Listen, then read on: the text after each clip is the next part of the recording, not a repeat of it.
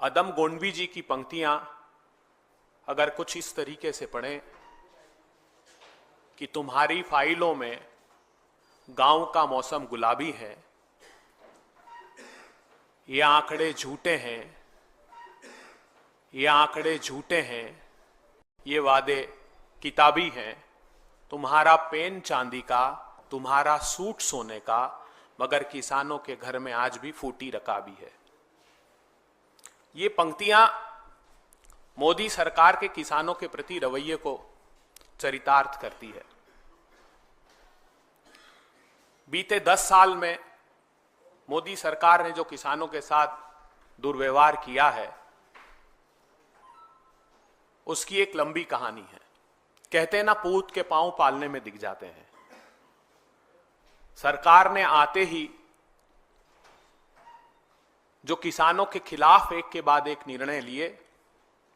उससे ये कहावत न सिर्फ चरितार्थ हुई, अपितु 75 करोड़ किसानों के मन में अंकित हो गई कि किसान विरोधी नरेंद्र मोदी। सत्ता में आते ही सबसे पहला निर्णय मोदी सरकार ने लिया कि किसानों को जो 150 रुपए का बोनस धान और गेहूं पर प्रांत की सरकारें दिया करती थी समर्थन मूल्य के ऊपर, वो जून 14 में एक आदेश जारी करके सभी राज्यों को कह दिया कि अगर ये बोनस आपने देना जारी रखा तो हम आपका समर्थन मूल्य पर से अनाज खरीदना बंद कर देंगे। दूसरा निर्णय लिया दिसंबर 2014 में, जब एक के बाद एक अध्यादेश लेकर आए किसानों की भूमि के उचित मुआवजा कानून, जो कांग्रेस पार्टी ने, मनमोहन सिंह जी, सोनिया गांधी जी ने, सभी राजनीतिक दलों की सहमति से बनाया था, उसको रोकने के लिए 3 अध्यादेश लेकर आए। उसके बाद 6 फरवरी 2015 को सर्वोच्च अदालत में एक शपथ पत्र दिया और यह कहा कि अगर किसानों को लागत का 50% ऊपर समर्थन मूल्य दिया तो बाजार डिस्टॉर्ट हो जाएगा। अर्थात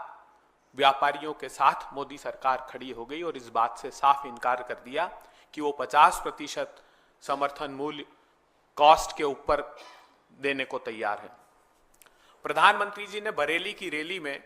28 फरवरी 2016 को एक घोषणा की कि 2022 तक किसान साथियों आपकी आय 2 गुनी कर दूंगा।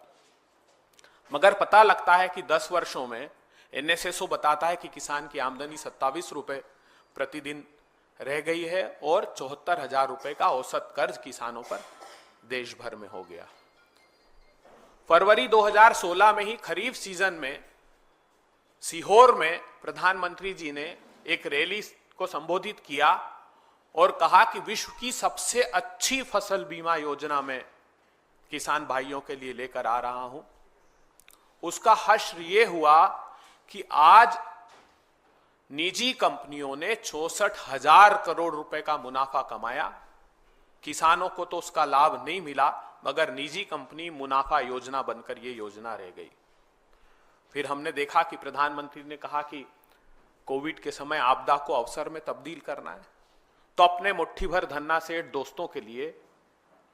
2020 में फिर अध्यादेश लेकर आए और कृषि के क्रूर काले कानून लेकर आए गए। अब आज पता लगता है कि वो क्रूर काले कानून, नीति आयोग में उसका मसौदा एक अमेरिकी उद्योगपति भारतीय मूल के शरद मराठे, उन्होंने ये प्रस्ताव दिया था, जिसको ये कृषि के क्रूर काले कानून के रूप में लेकर आए। वो कानून भी इसलिए लेकर आए थे कि इसेंशियल कमोडिटी एक्ट में संशोधन करके वैल्यू चेन पार्टिसिपेंट्स को असीमित मात्रा में संग्रहण की अनुमति, भंडारण की अनुमति दे दें और उससे वो असीमित मात्रा में भंडार करके ऐसे समय फसलें बाजार में बेच दें जब किसानों की फसलें आने वाली हो और प्राइसेस क्रैश हो जाए और किसानों को फसलों के दाम नहीं मिल पाए।